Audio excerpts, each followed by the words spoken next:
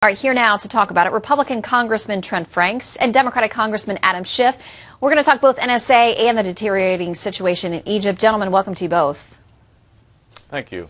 Thank you. All right, Congressman Schiff, I'll start with you and the NSA. Word that more than 2,700 security breaches, essentially privacy breaches, with respect to legally protected communications.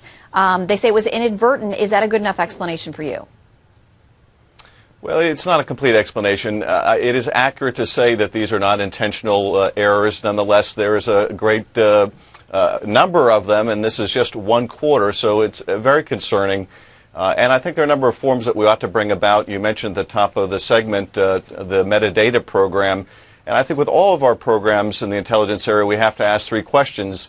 Is it constitutional? Is it effective? And is it structured in a way to minimize any intrusion on our privacy?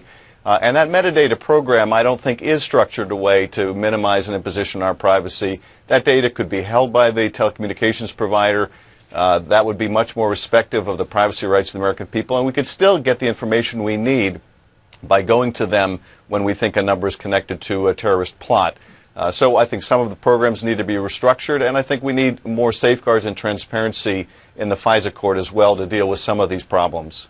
And Congressman Franks, on the issue of transparency, according to the Washington Post, looking into these breaches, they say that they have documents showing that agency personnel at the NSA were actually told to remove details and substitute more generic language in reports to the Justice Department and the Office of the Director of National Intelligence. What does that suggest to you, if anything?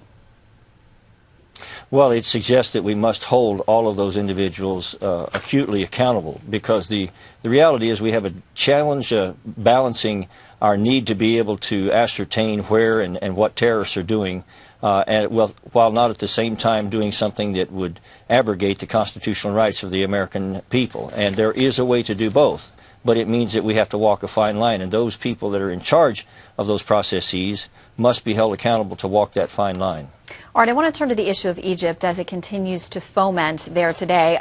There's been a lot of discussion about aid for Egypt, whether we term this a coup or not, whether we take U.S. aid out of Egypt to the tune of $1.3 billion a year. I want to play a little bit of what Senator John McCain, Republican, had to say today. He has since changed his position from his initial vote to continue aid to now his position saying maybe it's time to not continue that aid. Here's what he said today.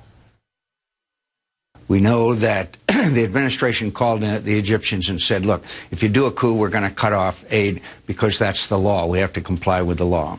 And in this administration did not do that. Congressman Schiff, what's your position now on whether we should continue to provide aid, whether it's financial or military or otherwise, to Egypt right now? Well, I agree with Senator McCain. The law is quite clear. This was a coup. But even beyond that, the law says that if the military played a decisive role in toppling a democratically elected government, we have to cut off aid. So that clearly was met here. But I also think that if we don't cut off aid after this point, after all of this violence, we're basically sending a message to the Egyptian military. They can do whatever they want, and we're going to continue this spigot of military support. And I think that eliminates any leverage that we might have. We're probably not going to have much leverage in the near term, and certainly some of our other allies in the region, like the Saudi government, is providing a lot of billions, even if we cut off our aid. But nonetheless, I think it's important to establish our credibility with the Egyptian military, as well as other militaries around the world that may be looking at whether they can conduct a coup and maintain support from the United States.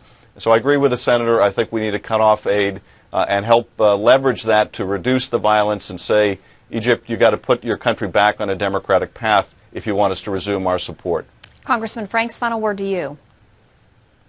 Well, I just would ask, where was the administration when they should have been asking these questions weeks and months and even several months ago, when the Morsi regime was abrogating the constitutional rights of its citizens? That's when we had the leverage. That's when we had the challenge to do something about it. The sad part about it is this administration's policies, whether foreign or domestic, have a way of disproportionately and falling heavy on victims. And this administration has been silent to the victims of the Muslim Brotherhood that is using these tragic days to use as an excuse to attack churches, to attack people on their based on their faith, to burn Coptic churches, to even go after orphanages and schools.